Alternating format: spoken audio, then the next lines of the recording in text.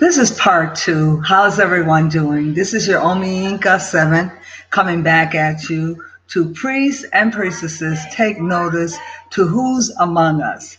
And Babalaws, you especially, a Petty Bees and in Yalify. Who is among us?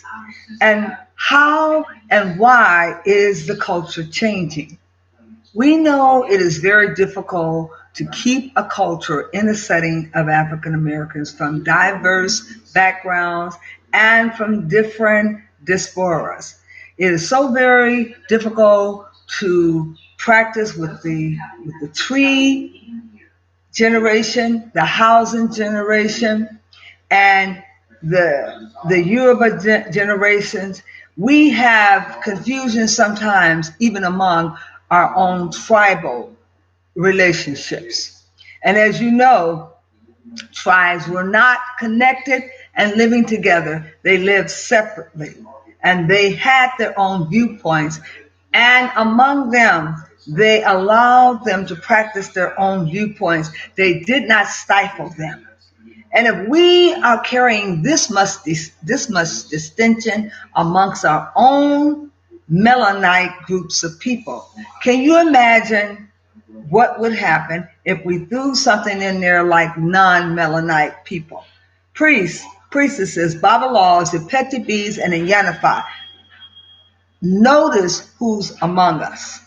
Now, if we had to go off to practice our traditional gele wraps on our head, our garments, our dress, all of this is tied to something. It's not just something we scratch our head and say, oh, let me put on a gele and a kufu today. No, no, no, no, no, no, no. It doesn't work like that. Every piece of the garment is connected to something. Even the colors are connected to a spiritual connection of that day. Even the chant, the prayer, all of these are connected. These are intermittently woven, and they're trained and taught from the mother and the grandmother all the way down to the infant and toddlers. They know the heritage and tradition. It is not something you can just teach somebody readily. They must have grown up in the tradition and have a working knowledge. These are things that a priestess does not have to be taught. They're interwoven into the family structure when they are brought up in the communities. And every community, whether they be tribal or not, and have different tribes, they all have an extension of this training to a certain degree and a certain amount of respect they carry for each other. They cannot think that the housing are greater than the tree people. They cannot think that Nigerians are superior than the lower level Wolof people. They must maintain a certain amount of respect. But how is this so amongst the Caucasian when they came over on their ships, took over most of the land, and incarcerated most of the islanders who lived on the African land, and also went into a situation where they confiscated their land, called themselves Africanos, suppressed them, colonized them, and took over their land. And now they call themselves African. And guess what? They probably wore the garment and they wore the headdress and all of this to make someone feel like they're at home with them because they're dressed in the headdress. Just because you dress in the headdress does not mean you know the suffering and the structure and the culture. You cannot begin to start to heal babies, infants, and toddlers and do clairvoyant readings and see into the lives of these people when you have not had a structure of the culture. Yes, you may have read one or two books that talks about the African lifestyle. Yes, you may have learned the language, but hold up, priests, priestesses, look amongst us. Notice who's amongst us. That person is going to stick out like a sore thumb. He doesn't have the mother wit. Mother didn't give him a foundation. He has so much that you have to go back and fill him in on, that he will appear to be ignorant of the fact because he hasn't got the foundation. So how can one be in priesthood training, struggling, tripping, crawling, trying to gather these facts? Because a priest has to be thoroughly trained in all aspects of medicine, non-drug therapy medicine, herbology, and also learning Bach flowers and trees, going into the woods, learning how to pick those medicines that will be non-drug therapy for healing. Where would that Caucasian get that knowledge if it's not in his traditional training? He would be void of that information. Then he'd be perpetrating a priest, and that client would be at a disadvantage because they would not have a full indemnity priest who has background knowledge in all areas of whole health medicine, working with not only the mentally sick and suppressed, but the physically sick. So you have a deficit. You'd be putting a priest or priestess out there on the line working who may have had a calling to enough, but the Spirit can't fill you in on all these things you're absent of, nor can the Spirit grow you up in those areas. It's something you must have had from childhood. So who and what Bible law is going to put that priestess out on the market saying they're ready to take on clients when you truly know that they have no foundation in the culture? I don't care how many languages you read in Wolof, in the Westerners' language, in Nigeria. I don't care how many languages you memorize until you have a cultural experience with the surrounding of this lifestyle. You are not a Nigerian. You are not a Wolof. And you are not an icon. And getting to know these people is one thing, but getting them to trust you is another. So why will we go through all of this Bible law to get this person ready to only fail when they go out to be a practitioner?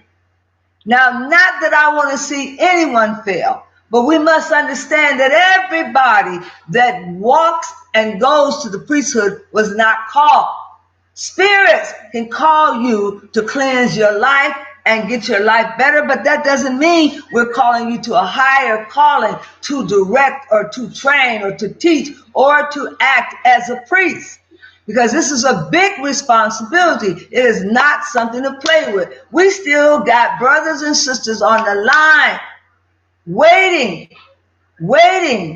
for their calling, or waiting for the Bible law to call them, that are not acceptable yet, who are just devotees, who are devoting their life to practicing with the right hand of Ifa and Olodumare. And they're not ready to go yet to be put out there, because the Bible law is responsible for everything they do. They can't just say, go on out, you're ready. They can't throw these people to the wolves. And that's what is happening with our Caucasian brothers and sisters who want desperately to be a priest and priestesses, who are coming in, getting the training at a lower level without a foundation of the culture. You must have training in the culture. Look amongst yourselves, priests and priestesses. Notice who's among you. There's one that's not carrying out the practice in the manner that we do culturally. Things must be done culturally. Just like when you enter a room and a Babalawo is there and he's much higher than you, you must do ballet that Babalawo and say to him, praises and honor be unto you, Babalawo. And if a Caucasian doesn't know the procedure of bowing their heads lower than a priest and getting down on their knees and dobalaying them, then they're going to constantly be out of order. This is one thing that a child is taught. So how would a Caucasian know it coming in, and if they have never been taught that their nationality or their culture is the lowest culture, or if they've never been taught they must bow down to a king or queen, they're not going to do it, and they will be out of order continuously. We have to look at the structure that they were brought up under. If they were brought up as first-class citizens and you being a second-class citizen, I don't care how much EFA training you teach them, they're going to still think that because of their white male supremacists, that their whiteness gives them the right to things that you don't have entitlement to. So we've got to look amongst ourselves, priests and priestesses, and notice who's amongst us. And we've got to know that this is not something to play with. We have got to have discussion, and this is part 2 of priests and priestesses, look amongst yourself. Notice who's amongst us. And should we not be having meetings now to talk about this? Yes, many people go online and they pick up a deck of cards and they start shuffling them. They have no credentials to back them and no license. However, you take the chances and getting that reading and whether or not it's right. But we cannot just let people walk onto the playing field like they're walking into the dugout. Even on the football team, you have to play, you have to go out on the football team, and you have got to demonstrate that you're worthy. And when you go out on the field, you have to go out and you go through certain eulogies and tests to make sure that you measure up, that you have the foundation and the heart for this particular game. The same way as a priest and priestess. You don't just walk onto the playing field and take a seat and say, now, I's here, master, I'm ready to learn. No, there's too much for us to give you that you don't already have the foundation for. You come back after you've been a devotee for a while and see if you can phantom that and see how well you do with that before you go putting someone's life in your hand. Because as a priest, you are taking somebody's life and putting it in your hand. You don't know if they need a mental doctor or a physical doctor. And you must be able to address all aspects of working with that client, mentally and physically and morally. And if you don't have the foundation for the physical part or the mental part, then you leave that person damaged. And in most physician books, it says, do no harm to the patient. Do no harm. And we're doing harm to our patients by sending these babalaws out here half-trained. And I said half-trained because it's going to take more than just schooling. It's going to take a change of heart. And when I say a change of heart, I mean to go and do the work amongst your own people. I like to see someone that wanted to be trained to go back to their own community, to make a change in their own community and do the work amongst their own people. Then a change will surely come. And then Ifa will mend our world's broken heart. But Ifa cannot mend our world broken heart when they still have work to do in their own camp. What are they doing over in our camp when there's work to be done in their camp? Be like Socrates and Aristotle and let us train each an individual, one of those particular potential priests and priestesses to go to their own community with just basic training. You don't give a baby food when they're on formula. You cannot give a baby food. You must understand these are our illegitimate children. And now we are going to feed them like they come off the milk and start feeding them solid foods? No. Some of this information you can't even give a child. Even though you're supposed to teach it as if it's easy enough for a child to understand, you cannot give whole foods and strong foods to a child that's coming in that has no foundation. You're erring in that particular point. You don't know the background of this child. You don't know how far his mother has trained him and weaned him off the milk. But yet we are giving all these secrets out to children to play. Do you know how dangerous it could be to give a child these type of tools to work with and they not have a foundation? I don't care how many churches they've been to. Those churches are damaging even to the Christian. So I don't care that they had a foundation in Christianity. They have to have a foundation in motherhood. And a large portion of our people haven't even had training in motherhood. And we've turned them away and told them they weren't ready. And now we're embracing the Caucasian just because they have a desire to want to be at the head and not the bottom.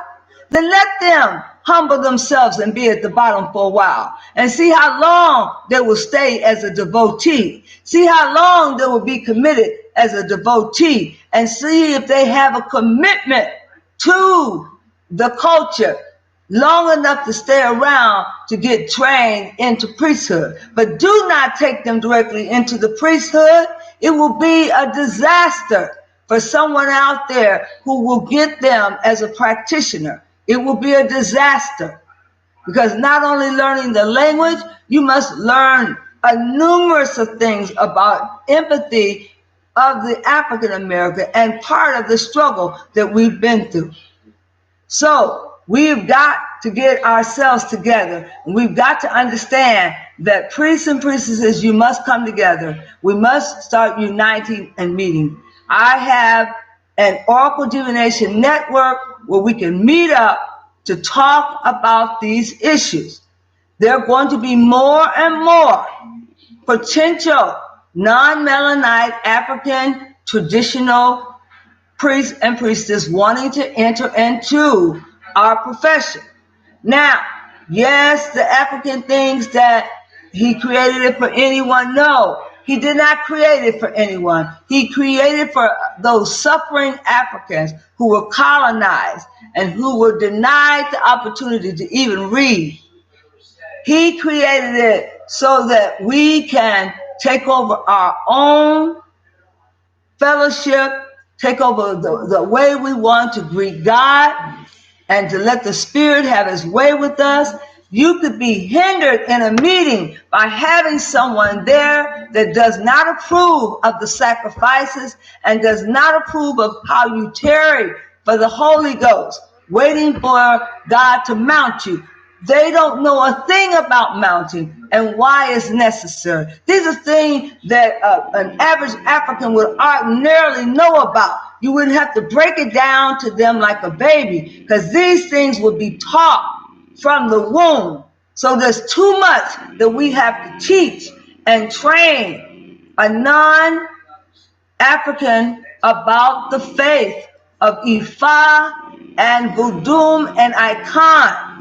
Yes, you can break down the creation story. Sure, they'll get that. But when you start going into these aliens and talking about the Orishas and what territory they rule over, that is a whole nother lesson that you must give them.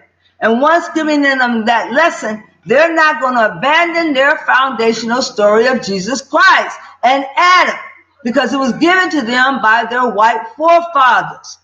And they're going to use that to supersede you.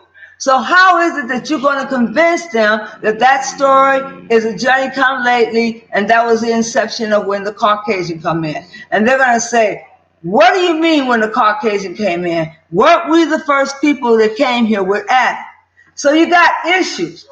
And you got some deep, dark issues that you have to address that I don't think is the type of issue that you take into the classroom. Those are some things that you ordinarily consider because you're dealing with another person of a different culture. You cannot tell him that he's second-class citizen when he's always been taught as a child that he was a first-class citizen and he can suppress you.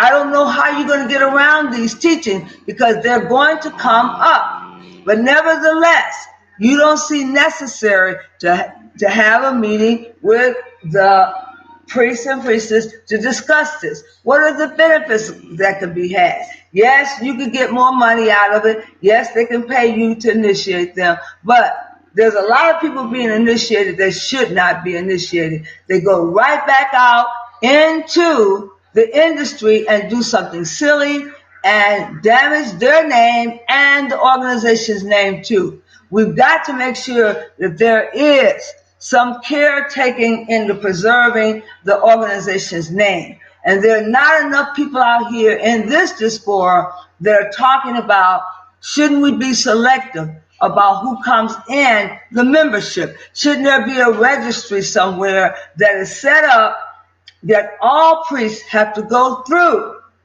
a basic eulogy test to come in and get licensed, a license to practice as a practitioner. And then if you have any specialties, also submit your specialty license or go after specialty license. So you're not out here practicing on a whim and a wave because somebody set you down under their feet and talk to you about the lifestyle of Ifa. And you still don't know how to function as a practitioner, and your life is on the line. And if you don't have license, you could be put in jail for practicing and perpetrating without any skills. So we have to be very, very careful when we say, yes, we're going to let everybody in who has money and who says the Spirit is calling them. Which spirit? And which spirit are you talking about that called you? Now, they've even gone into conversation saying that some Caucasians are saying that they don't have a soul. Now, I'm not going to get into those explicit things with you about a soul and a spirit. That's for another topic. But that is a hypothetical question that should be asked. And somebody's going to come up with that. But first of all, let's deal with the business. The business of the matter is that if you are going to have practitioners running around here, they must be unified and they must be under a registry where their names are put in the registry along with their phone number, email, how to identify them, what practices and specialties do they have. So when they do go out to take a client, they're registered somewhere and they can be looked up and documented that they have had training. Because you don't want just anybody out here taking clients, taking their money, and giving them lip service and no physical service at all. That's been happening quite a bit. Now, we've got that going on amongst our black people. Now we're going to take on other problems with potential racial discrimination, where somebody can say, well, she discriminated against me. She didn't honor my culture. She desecrated my culture and disrespected my heritage. Now you got real problems. So before you take on any of these other non-Mennonite people, you've got to set up some structured program to protect them from themselves and to protect them from us so they don't damage our name. So we create a roster to register them. And if they want to be licensed, they can have it designated on their registry that they are licensed under what particular license they have. They register those too. And we are just maintaining their registry and their license, and we're not issuing license to anyone. Now, if they want to have the foundations of science, we can give them the anatomy and physiology, and we can license them under the Dean Bond functional sciences. That way they have a foundation of understanding how to read a medical chart and how to be able to look at diagnosis and understanding the anatomical process of anatomy and physiology. Those are the things that they should have before they say they're practicing in medicine and they say that they have a background and they've been taught by Mr. Babalal whatchamajigget, but at the same time, he's dead and gone and they have no proof of him getting any CEUs or continuing education hours from him. We could begin to offer some webinars and seminars so they can get some continuing education hours to refresh their coursework so that it is up to date and they're not practicing with outdated curriculum and material that's long been outdated when they got their license back in 2001. So as we see what is happening, this is causing us to come together as Priestess, Babalaws, Apeti bees, and Yanafis, and priests, so that we can air out what is appropriate and what is ethical and what must we put on the roster and agenda as our belief system, what we stand for, so that no one is violating anybody's rights when it comes to their spiritual, morally practices, because somebody's going to be offended by what you say to them about their prior religion or about the current religion. Because if you're a spiritualist and you're practicing like an atheist, most people are not going to want you to put their hands on them if you don't believe in a higher force. So we've got to get it understood whether or not they're going to come together and have one belief system, so we're all echoing on one accord, and you don't have groups of people independently out here acting, saying, I don't believe in God at all, I believe in the Big Bang Theory. Now we got people saying, oh, everybody's an atheist, I don't want any atheists practicing on me. But we've got to understand that Caucasian pretty much want to run things, and they want to take control. And you cannot let black or white folks step into an organization this big and start claiming that they're running things. They have to have a code of ethics that they follow. And all men and women, once they take the membership, must adhere to the ethical code of conduct. So we've got a lot of work to do. We don't have time to sit and bicker about who can practice and who can't. The test of time will show who's among us, because you'll have to go through some similar screening and testing to make sure that you're all echoing on one accord and acting as a prudent human being. Because there's some people that have no scruples out here, and they get these titles and they wear them with honor and pride. And pride goes before the fall. So as they go out to these conventions and flunk their degrees, and there are no degrees that they have, but we can give them credentials, and we can give them registry, and we can license them in a certain area. Then they have something to be proud about. And every 5 years, we can mandate that they come back and renew their license. And we can keep tabs on people that way, so they're not out here desecrating the profession of African traditional belief system. And then we have more control. So I think I'm going to talk to the man that controls a lot of stuff and ask him if we can take this particular training, put it under one heading, have a registry. You can go to many different schools, but all the schools need to be registered. And every school that you go to get training, they must be connected to Oracle Divination Network and be registered. So therefore, you're registered. And if we have people that are not ready to go out, they're still getting the foundation, they can work under other people's license, as long as those who have license are willing to supervise them and be held responsible for whatever they do in the profession.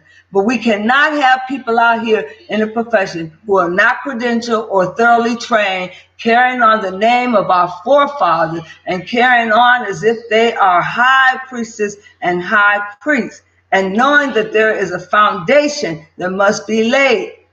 You can wear your Eleke beads all you want, but the real thing is, can you deal with demons? And can you work with the sick? And can you work with the feverish? This is real work. This is real grunt work that you be doing with sick people. You cannot placate it. You cannot fabricate it. You must have some working experience and know what you're doing in this profession, because there are sick people to be healed. And you cannot go out there crying and falling apart, not knowing what to do when you have a real feverish sick person. So we got to get this thing under control, people. We can't go around here acting as if everybody has a right. No, everybody doesn't have the right to put their hands on anybody playing a doctor, practicing doctor at that. Some of the allopathic medicines have practicing doctors, but they work under the license of a full-fledged doctor. He takes responsibility for that intern. Who's taking responsibility for these African practitioners that are calling themselves priests and priestesses and have had no internship and have had no ability to work alongside of a priestess and shadow that priestess until they perfect their gifts.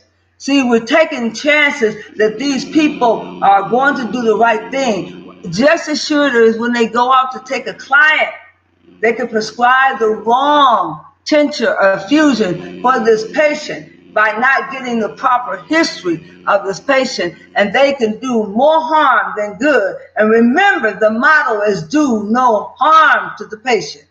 But we have to come to grips with this is not about a white or a black thing. This is a cultural thing. If you don't have the culture, go sit down up under someone and learn next to the person and spend a couple of years there. And then when you're done with spending time in that family's house and getting to know the culture, if you still can phantom it and stomach it after you spend time there with them and still have a desire, then come out and say you're ready to be a priest or priestess or a petty bee or an Inyanafi. But you must first be a devotee. You must have a love for prayer and a love for the brethren. And if you don't demonstrate that, it's no way you're climbing up the ladder to become a priest or a priestess.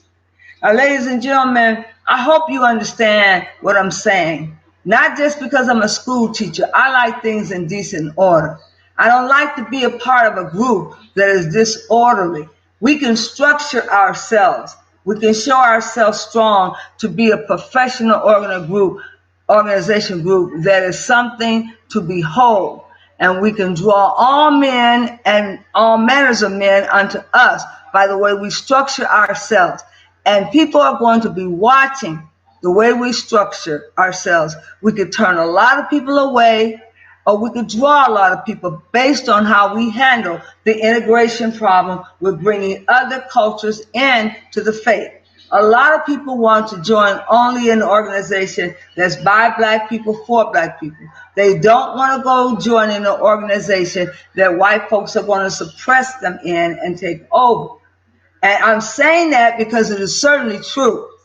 Most people join these African traditional priesthood because they believe they're joining an all-African organization. But when we have Caucasian that are getting these titles so they can suppress others and take over, then we have to re-examine the reason why we're allowing them into the group and what we should do. Now, I made some suggestions that we should get structure and have a registry. Everyone that is a priest or who is doing readings need to become registered. And once you register, it's for your benefit. You can tell any person that I am registered with Oracle Divination Network. My documentation is on file where I received my training and the number of years I trained and whether or not I was initiated. So then the client can make a decision if they want to choose you as a practitioner, even if you're licensed or not. But in our organization, we're going to recommend that you shadow with another priest and work under their license until you're able to go and complete your training to get initiated. In the meantime, you're working under another priest and you're shadowing under that priest where they can sign off on everything that you do. And this is how we do it in the medical field. This is exactly how we do it. There are many technicians who are not credentialed, but they have the skills, and we have other credentialed nurses that are working with them and they are shadowing that nurse and signing up on everything that that particular intern does. It helps you to become more proficient. It cuts down on lawsuits. It also helps those professionals to go back over anything you did inadequately to perfect what you're doing, and you are perfecting like Africans do. This is one thing that Caucasians don't know anything about. We perfect as we repetitiously rote learn and do things over and over and over again until we master them. And then we also do cooperative learning where we work together as a team. No individual I that comes from the Eurocentric teaching. where I'm alone and I'm in this race alone. No, we start together as a group and a team, and we finish together. And that is a concept of cooperative learning from the African. These are the things we don't expect the Caucasian to know. We must impart this knowledge to them. That's why I say they cannot finish training the normal way. They must be set up under a full-fledged priest and priestess, and they must go through the shadowing. That extra help will not hurt them. It will only humble them to be the best priest that they can be, or the best priestess. But they can't go out here with the Eurocentric thinking and placate that they're doing African centristic, when in fact it's Eurocentric teaching under the name of African structure. We cannot do that. We cannot allow that.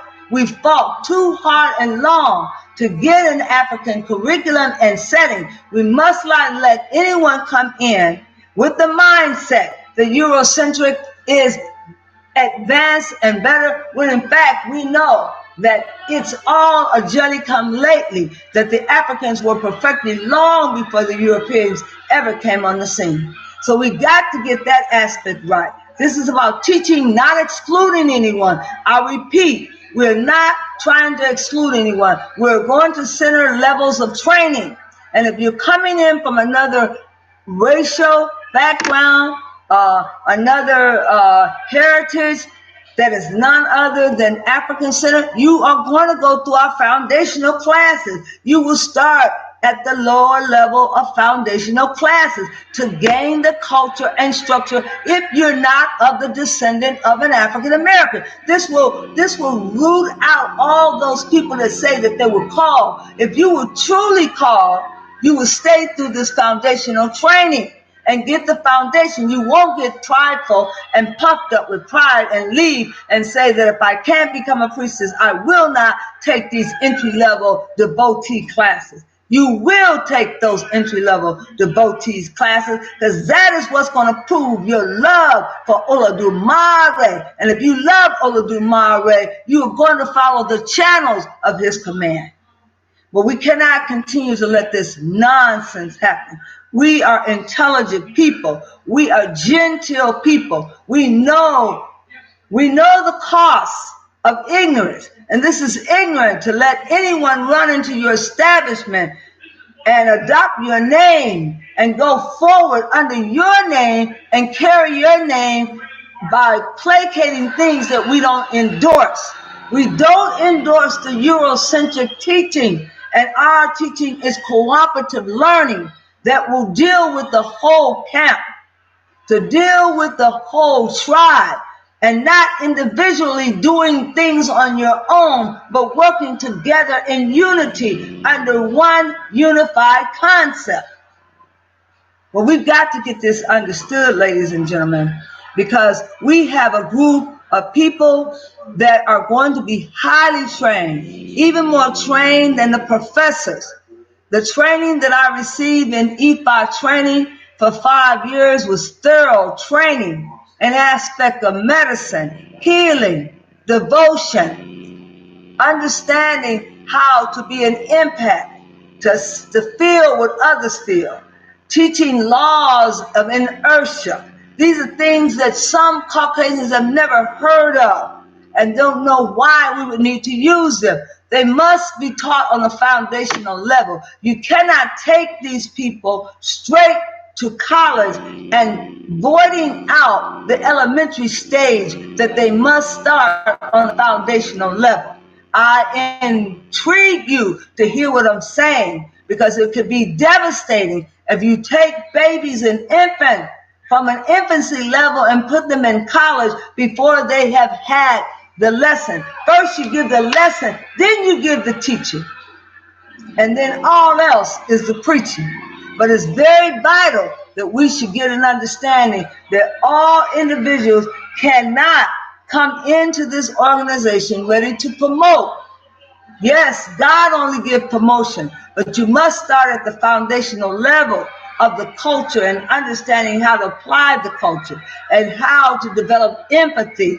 And empathy is how Jesus healed the people. Without empathy, you cannot heal anyone. So we're going to get this foundational laid for those whosoever will. But you cannot just come because you thought of a reason why you should be here and you had an inkling that the Spirit was calling you.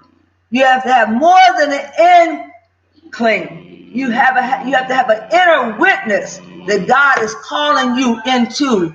If God start calling me into a Caucasian face, I would say, what's wrong, God? What's wrong? You built me as a black woman. My black organization is not good enough for me to be in? Then I'd have to question God. Same thing would have to go for a Caucasian woman. But if she's going to build and go the task and go the extra mile, there's an extra foundation for you, Caucasians. There is an extra foundation for you. I don't care how you look at it. You cannot jump the gun and be promoted to senior high or to college without having a foundational training. And I believe any Bible law will go along with me on that. That is to protect you, Bible law. That is to protect the actual group of EFA and to protect the organization.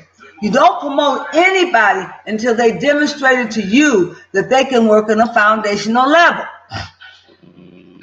As a teacher, we've got to structure this thing so that it is structured like education and it's not just setting up there where anyone can walk in and take what they want. No, it has to be organized. Anything with two heads is confusion. It's a monster.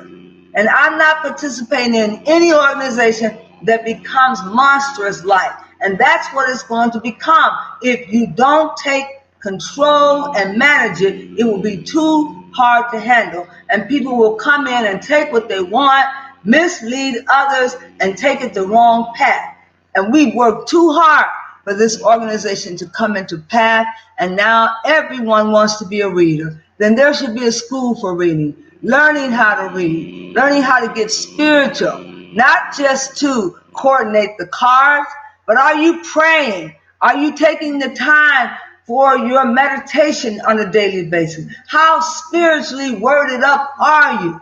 And can someone see the glory of Shekinah glory all over you because you spent time with God?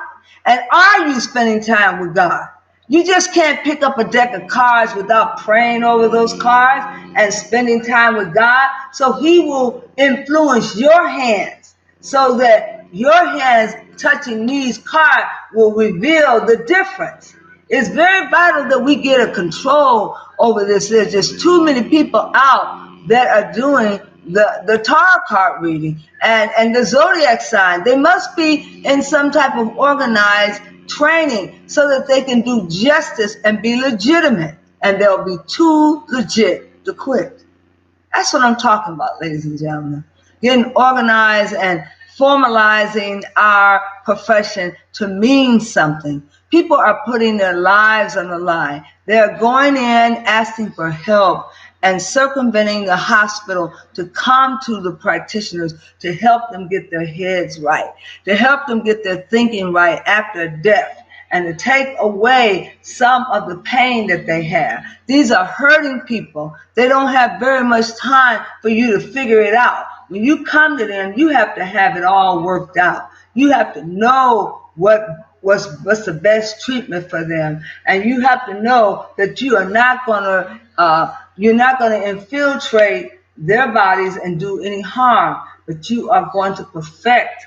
As you begin to administer treatment, you're going to help these people come into right standing with God. And that is the whole thing, is to be a minister, to minister to these people. Can you be a minister? If you have hatred in your heart and you've never taken care of anybody but yourself, you cannot minister to these people about becoming dedicated to God, a dedicated devotee.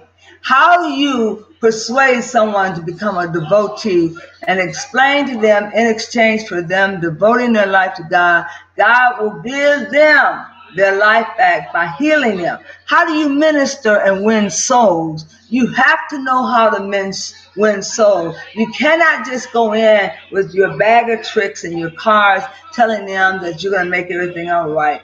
First, you must draw them, and have not I drawn thee with loving kindness. Loving kindness is what's going to draw them.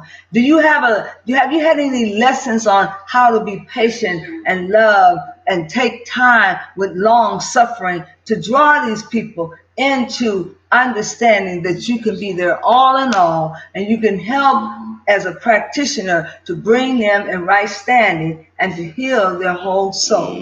So we are a bit of ministers, and we are charismatic at the same time. We must win souls, because those who win souls are wise. We must be as wise as a serpent, and we must know how to go in and pick the lock and teach them how to bend their knee and go down before God, and to cast their cares upon God and leave them there at the altar, knowing that God will always be there to assist and aid them and to help stir up the gift in them so they can know that they are truly God, and they can go and meet God at any time. The we that is on their head, they can speak to him, and God will cooperatively work together with them on one accord. How is it that we can be ministers at the same time while we're being healers? God is miraculously known, and he's taught us to not only to be able to use charismatic words, but to be able to heal and to renew that person's life. And God wants to renew each and every one of our life by coming into our life and showing up in our life. Whenever we have a problem, he shows up again and again until we start looking just like God, having the Shekinah glory all around us. And then people will know we've been with God because we put time in with God. And God has showed us the right way to love. And we got to give the gift away. We got to give the gift away. I don't know what you came to do, but this is not our gift, and we're obligated to give it away to whosoever will. And I'm not saying that white folks can't have this gift. I'm saying that they must start at a humbling foundation. So in order to build someone up from their idiosyncrasies and thinking, we must humble them.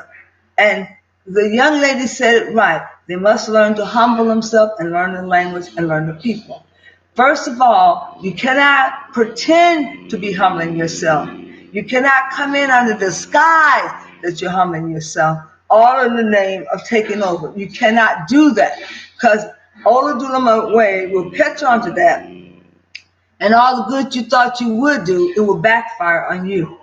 So this is a warning to all those who just want this clout. They want this establishment where when they go out among the people, they can say, oh, I'm a priest. I'm a high priest. And I was initiated by Chief Metahuchasut. I was initiated by Chief so-and-so. And I was initiated by the priestess herself and the Anyanafa. All of these things that we will do to exalt ourselves. God doesn't want us to exalt ourselves and to run in with $2,000 to give the Babylon and say, see, I came up with the money. See how faithful I am. Just because you came up with the money don't mean that you're faithful. You've got to show yourself faithful.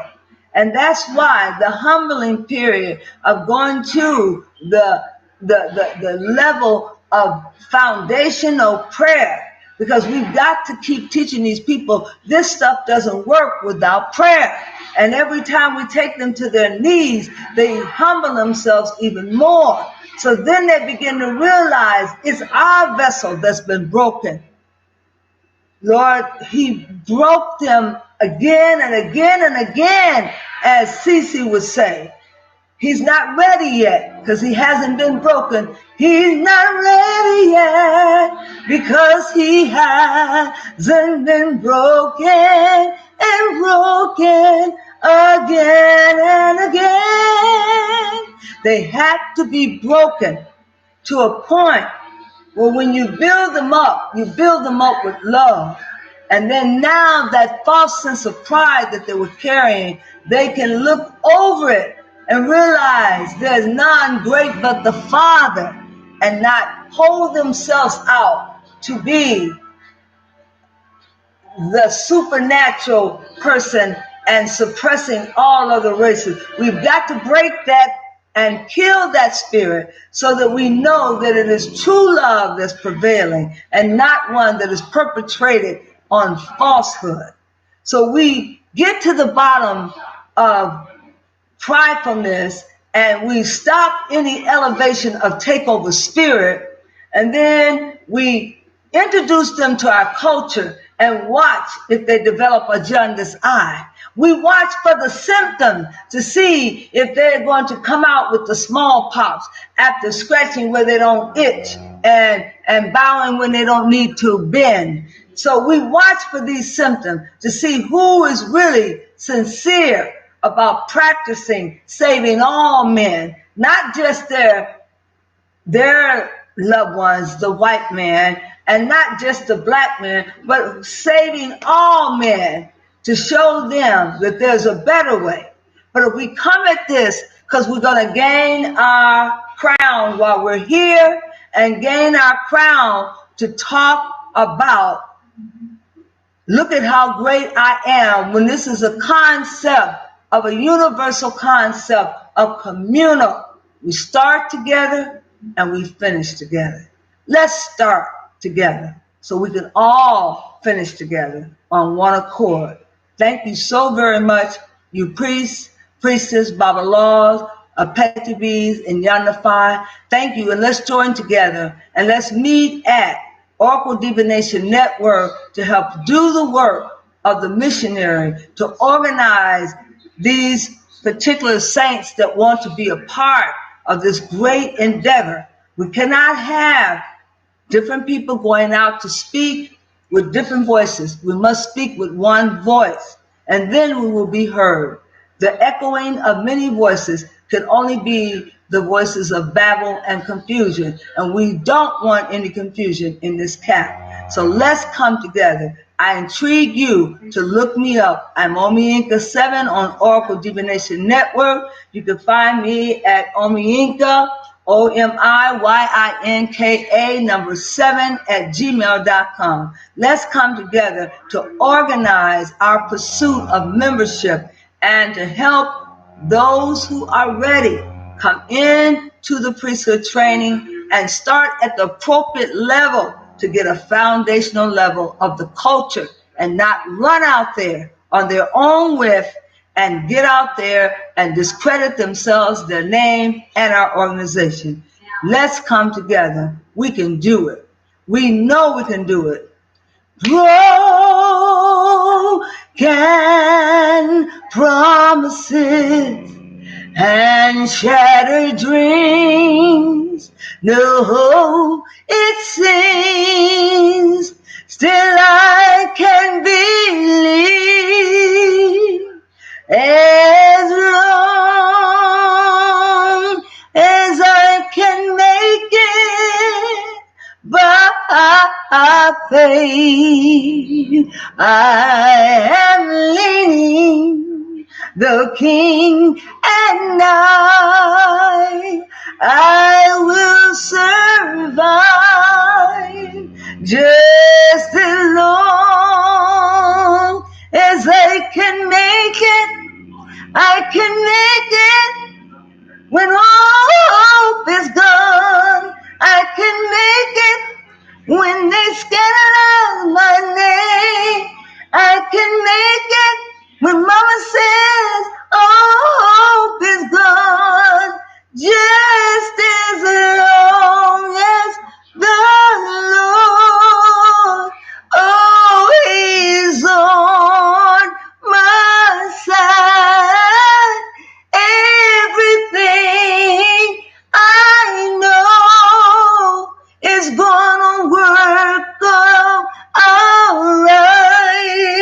I can make it. I can make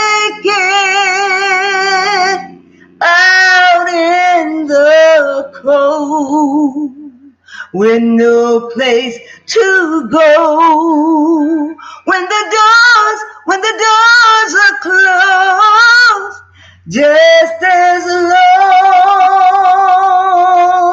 as I can make it, I can make it. But Mama says, oh, hope is gone. I can make it when they scandalize my name. Just as long as the Lord, oh, He is on my side. Everything I know will work out all right. I can make it. Oh, I can make it. Go on and let's work together and let's pull together as the united forces of the priesthood and the priests in Yanaphat, Apetibi, and the Babalaws come together to reunite on the basis of Kosin Rufu to bring about peace on all of the land, because Ifa will mend our broken hearts. Thank you, and we will talk again. Peace be with you, and Odabo and Asante Sana. Thank you for this evening, and we will see you soon.